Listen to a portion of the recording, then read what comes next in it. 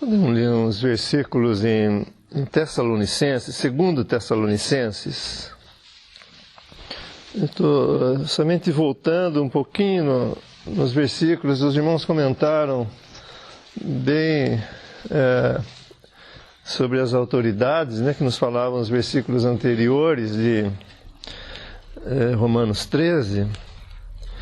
E queria apenas dizer umas palavras sobre isso ainda, mostrando em Tessalonicenses como que será quando essas instituições, essas autoridades, enfim, esses astros, né, do céu, que são uma figura de governo, né, quando eles caírem na grande tribulação.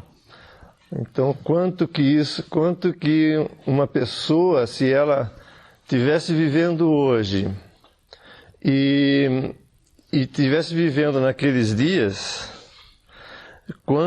que diferença essa pessoa ia sentir quando essas instituições forem destituídas, né?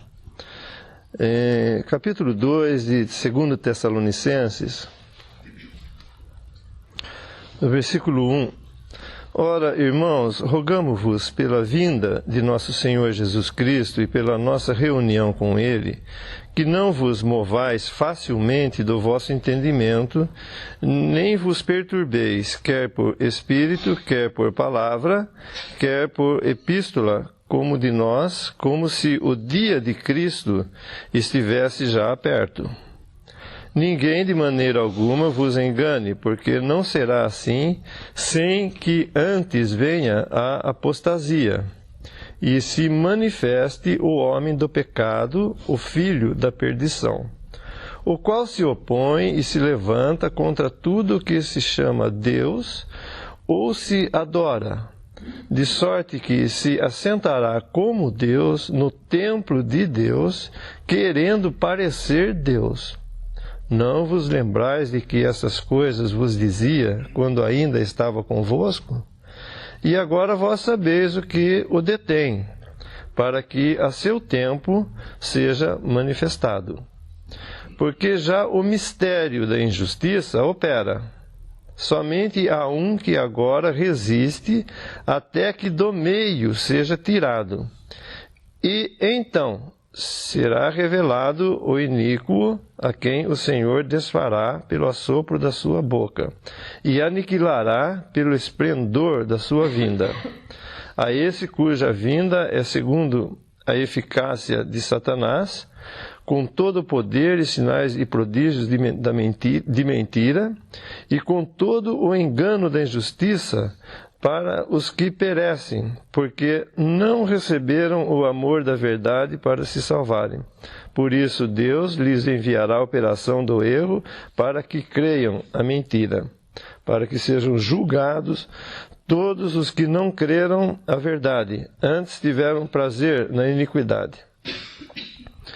Então nós vemos aqui, quando então for tirada a igreja da terra e por conseguinte, o Espírito Santo, né, que habita na igreja, quando for tirado isso que agora detém a manifestação desse iníquo, aí então essas instituições, né, essas autoridades, sofrerão assim, um descrédito total.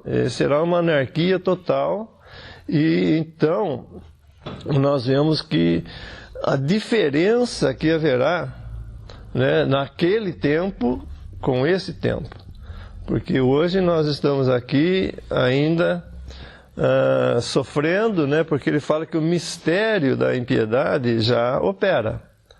Esse mistério quer dizer que a manifestação ainda real disso que nós estamos falando, dessas instituições destituídas, a manifestação real dela não aconteceu ainda. Vai acontecer nesses 3 anos e meio finais da grande tribulação, que acontecerá depois que a igreja for arrebatada. Então, tirado do meio, porque hoje Deus mantém no seu governo as coisas em ordem, Isso significa que Deus está limitando, né, a ação do mal, do inimigo, de Satanás sobre esse mundo, detendo ainda esse homem do pecado, esse iníquo, não foi manifestado ainda, embora o mistério disso já esteja operando. Então, por isso que não há justiça nesse mundo, etc.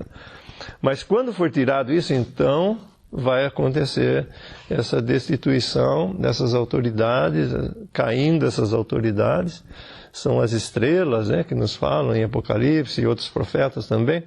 E aí então, eu estava dizendo, se alguém estivesse vivendo hoje, sem crer em Cristo, sem acolher esse amor da verdade, que ele fala aqui, e passar para esse tempo da tribulação, aí essa pessoa, ela vai entender, ela vai ver o quanto que ela tinha de bom, vamos dizer assim, nesses dias.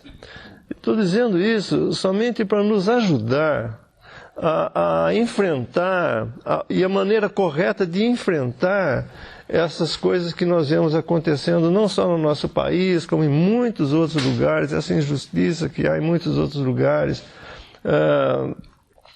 fomes e tudo mais, tudo que há nesse mundo, né, por causa do pecado que entrou nesse mundo.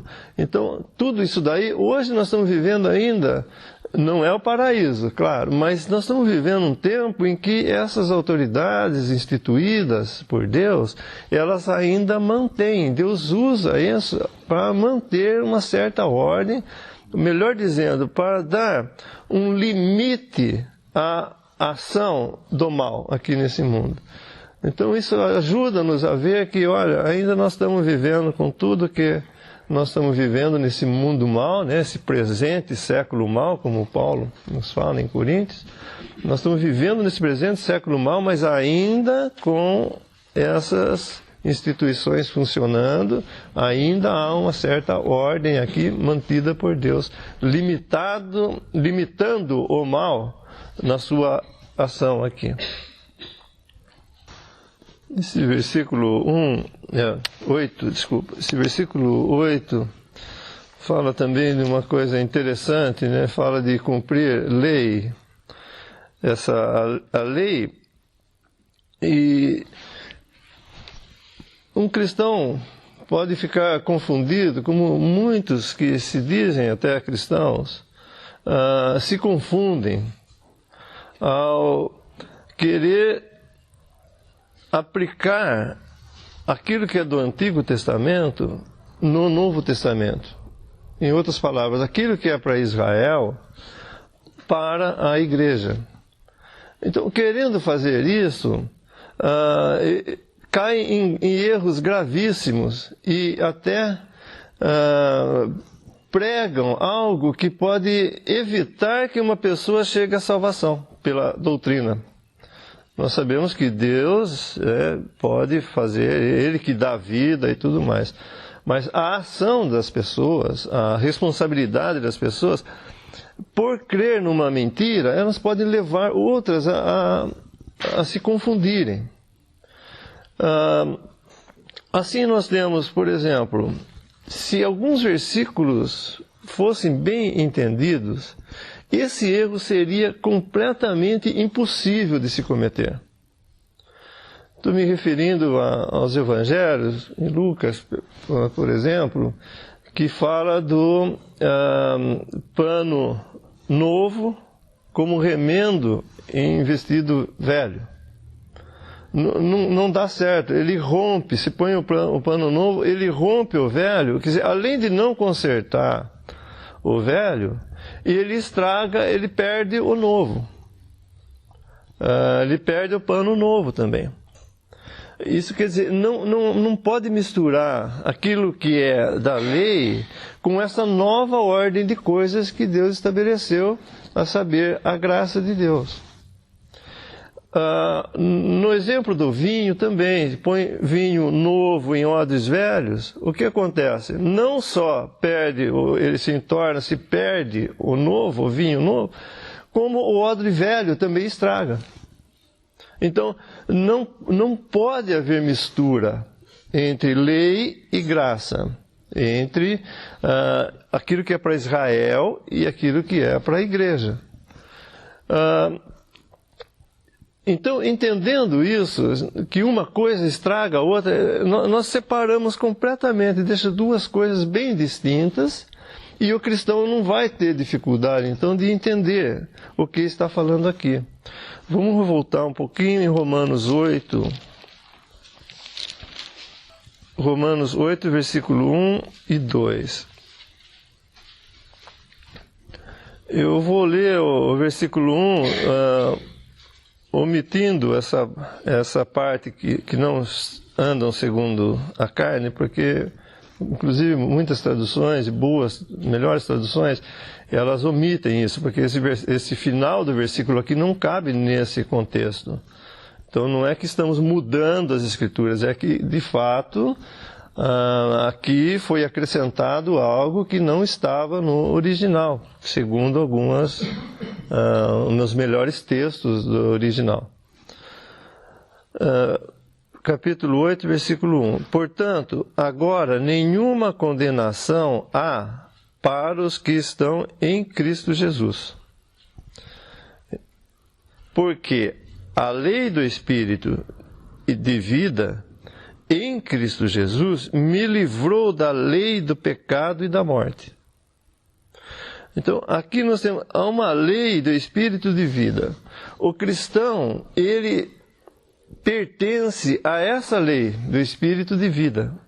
É uma coisa nova. Esse Espírito aqui, que na minha versão está em letra minúscula, ele é em letra maiúscula. Ele está se referindo ao Espírito Santo. Porque a lei do Espírito de vida em Cristo Jesus me livrou da lei do pecado e da morte. Então, essa lei que ele está falando aqui, de cumprir essa lei do Espírito de vida, que veio no lugar da outra lei, essa lei agora é que impera, é ela que funciona agora no crente. Então, ele, vivendo nessa lei nova do Espírito de vida, essa nova ordem de coisas, novo nascimento, tudo isso está ligado a essa nova natureza e essa nova lei, essa nova regra, que então o que impera nisso é o amor, porque Deus é amor.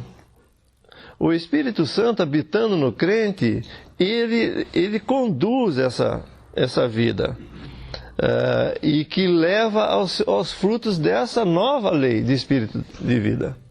Então, ele fala que a ninguém devais coisa alguma, a não ser o amor com que vos ameis uns aos outros, porque quem ama aos outros cumpriu a lei.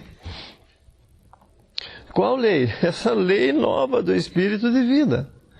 Porque, embora a lei de Moisés também falasse, né, do amor ao próximo, ela seguia com uma série de regras, mas não cabe nessa lei nova, essa nova ordem de coisas que é a lei do Espírito de vida.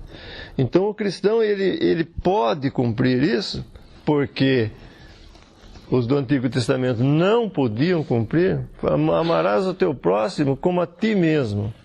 Nem isso eles não podiam cumprir.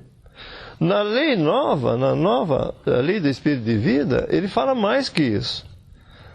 Cristo, amai ao próximo como Cristo amou a igreja. Amai-vos uns aos outros como Cristo amou a igreja. Se eles não conseguiam cumprir aquela primeira lei, agora então, na carne, amar como Cristo amou a igreja. Imagine onde nós podemos chegar com isso, porque Cristo, sendo rico, né, nós lemos ontem, sendo rico se fez pobre por amor de nós. Ele tomou uma forma, né, humana, veio em carne, sem pecado, mas em carne. E foi e sofreu aqui, veio para os seus o rejeitaram, foi desprezado por todos, foi abandonado na cruz. O próprio Deus teve que virar suas costas àquele que estava sendo julgado, sendo condenado pelo pecado. Os sofrimentos desse homem, jamais nós podemos compreender, por amor. Agora, se nós devemos amar como Cristo amou a igreja, como? Eu digo, impossível. Mas na lei do Espírito de vida, sim. Às vezes nós pensamos, somente como um exemplo, será que se amanhã nós fôssemos proibidos de reunir, nós fôssemos proibidos de falar do Evangelho, será que nós continuaríamos fazendo isso?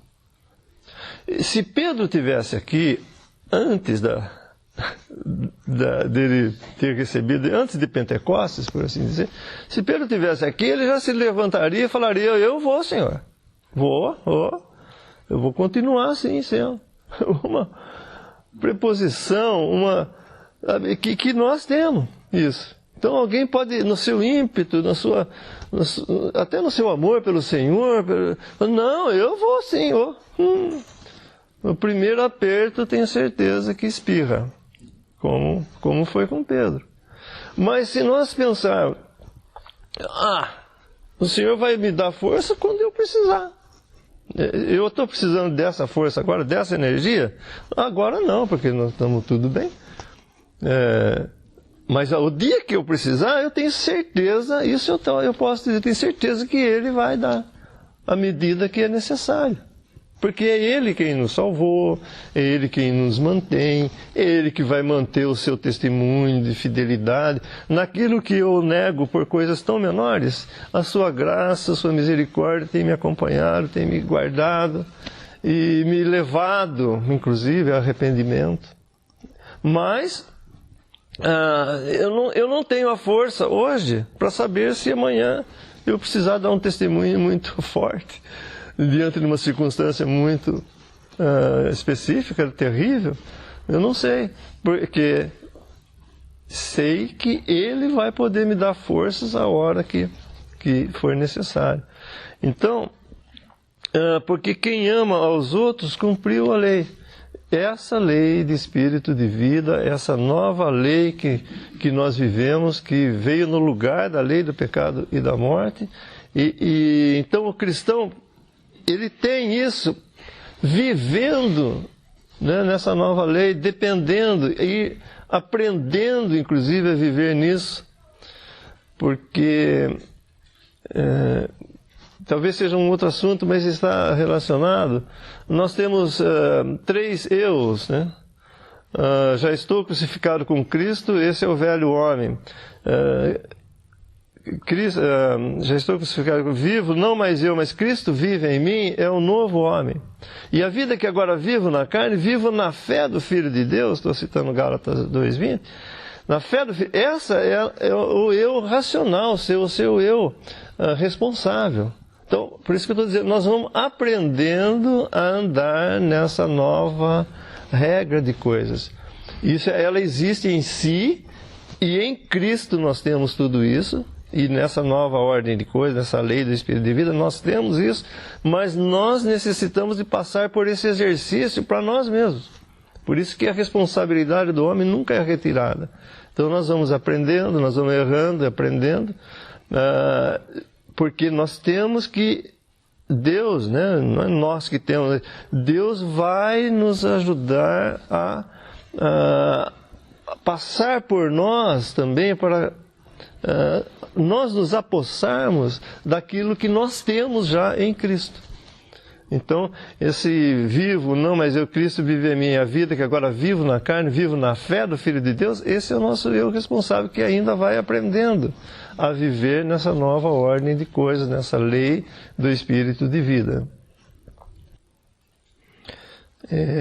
Esse versículo 2 é interessante porque há 2 aspectos aqui do sacrifício de Cristo, né? E muitas vezes é citada essa passagem até nas orações que nós fazemos, ações de graças e tudo.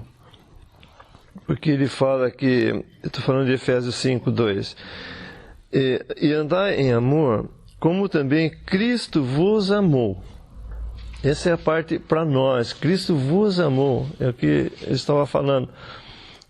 Ele nos amou, então esse amor dele veio e fez tudo o que ele fez. Ele se entregou a si mesmo por nós. Essa é a nossa parte, que Cristo fez isso por nós.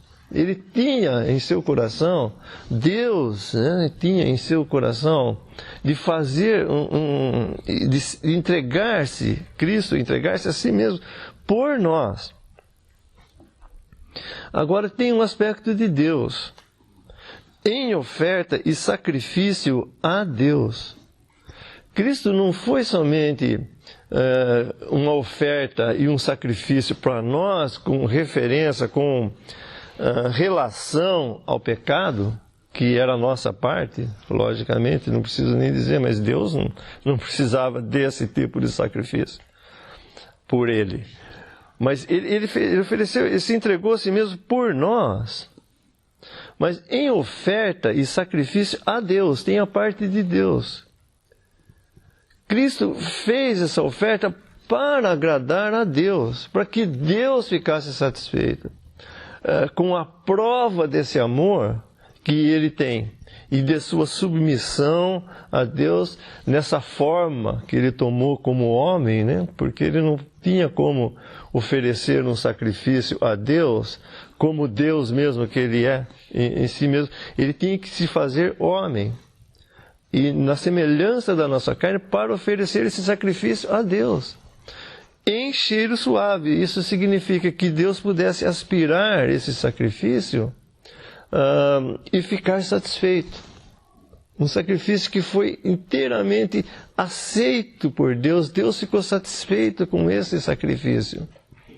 Em outras palavras, se Cristo tivesse feito a sua obra, se fosse possível isso, né? Toda a sua obra, e nenhum homem cresce, se Deus não operasse, vamos dizer, por assim dizer, em nenhum homem, assim mesmo Deus ficaria satisfeito, porque Cristo fez, cumpriu toda a justiça, toda aquilo que, os atributos que Deus tem, dos seus propósitos para com o homem, de amor, de sentimentos, de compaixão, enfim, de tudo aquilo que moralmente envolve o homem. Mesmo que nenhum homem atendesse a isso, respondesse a isso, Deus assim mesmo ficaria satisfeito e aspiraria esse sacrifício em cheiro suave. Algumas ofertas no Antigo Testamento ilustram isso. Algumas ofertas eram queimadas e aquilo subia, aquele aroma subia a Deus com um sacrifício, como um cheiro suave a Deus, que Deus ficava satisfeito, porque ele já via que Cristo faria isso, aquilo que era uma figura no Antigo Testamento, Cristo faria isso em si mesmo, Cristo faria isso realmente, de fato, não mais em figuras, mas Cristo faria isso como ele fez, de fato, e Deus então ficou satisfeito.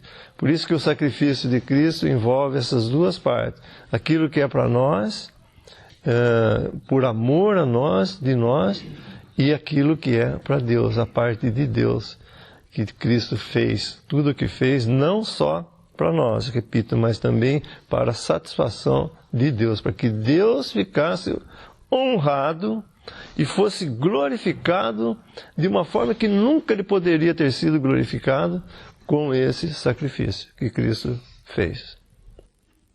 Interessante, ele fala, né, em Mateus 22,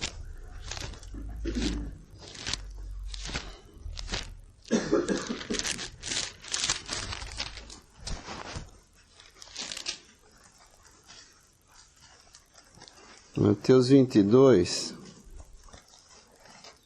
37. E Jesus disse-lhe: amarás ao Senhor teu Deus de todo o teu coração, e de toda a tua alma, e de todo o teu pensamento. Este é o primeiro grande mandamento. E o segundo, semelhante a este, é: amarás o teu próximo como a ti mesmo. Destes dois mandamentos depende toda a lei e os profetas. E aqui no nosso trecho nós estamos vendo que ele fala para que o cristão, não só em relação ao governo estabelecido, como nós vemos do versículo 1 ao 7, mas agora com respeito às pessoas, todas elas, tanto cristãos como incrédulos. Ele fala para que nós não devamos coisa alguma, a não ser o amor. E como nós podemos fazer isso? É interessante, a gente lembra às vezes certas passagens na palavra de Deus, por exemplo, na parábola chamada parábola do filho pródigo. Nós vemos que o Senhor Jesus ali estava se dirigindo, havia os escribas e fariseus e os publicanos e pecadores. Mas ele se dirige especificamente aos escribas e fariseus. Por quê? Porque ali havia dois tipos, duas classes de pessoas. De um lado, as que queriam ter o controle da sua vida, fazendo tudo que era mal. Esses são os publicanos e pecadores. Do outro lado, o contrário, havia aqueles que queriam ter controle da sua vida, fazendo, entre aspas, o que era bom. E nós vemos que o Senhor Jesus começa esse capítulo falando da moeda perdida e da ovelha perdida, demonstrando assim um pouco para aqueles que estavam ali, o amor que Deus estava ali demonstrando na pessoa do seu Filho, o Senhor Jesus. Por quê? Porque nenhum ser humano, nenhum homem buscou a Deus.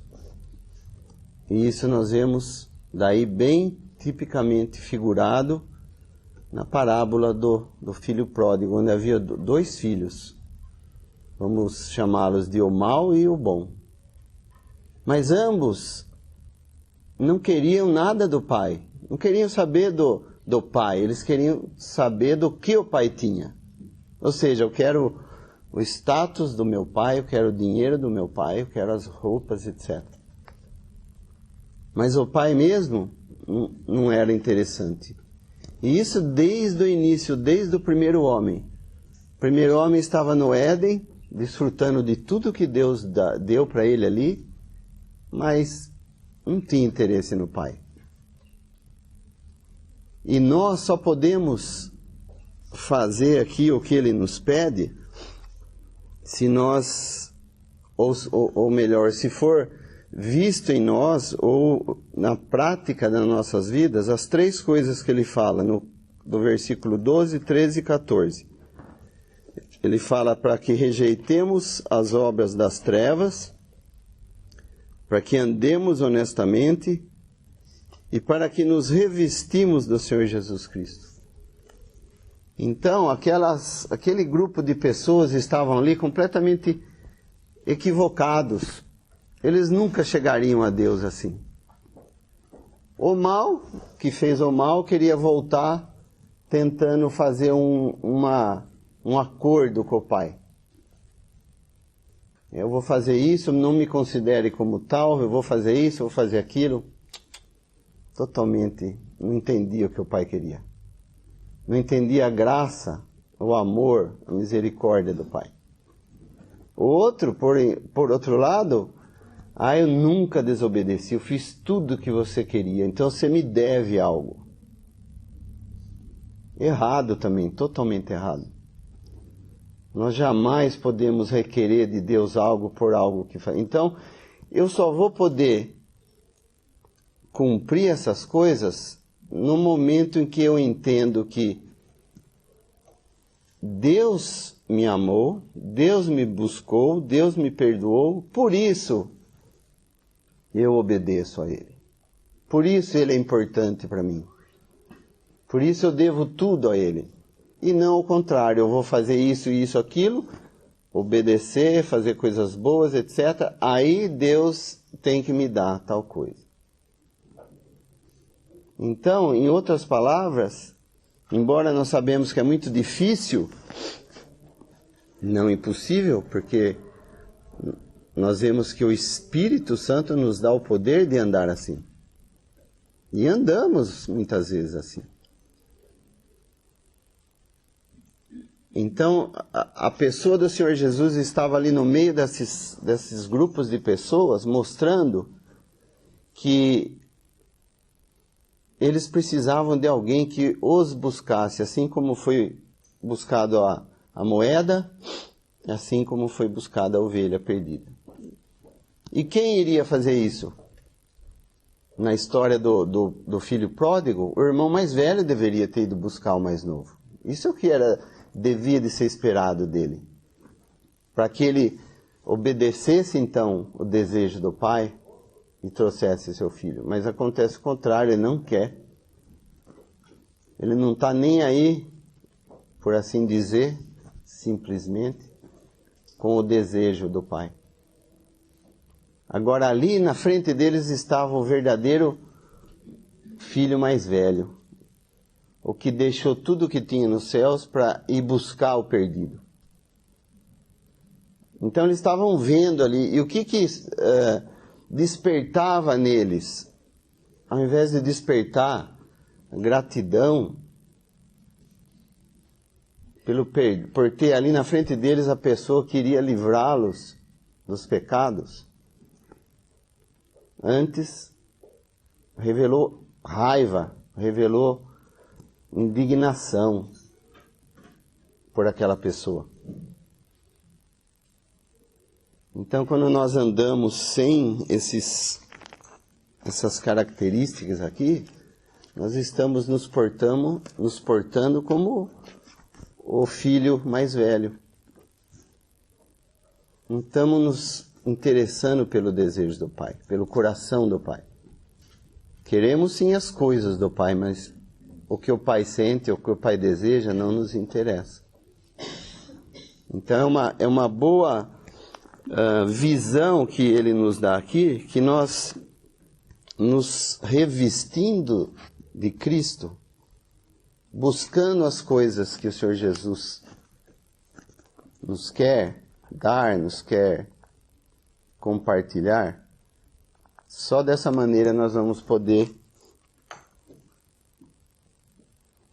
rejeitar as obras das trevas e andar honestamente. Ou seja, nós vamos exalar o perfume de Cristo.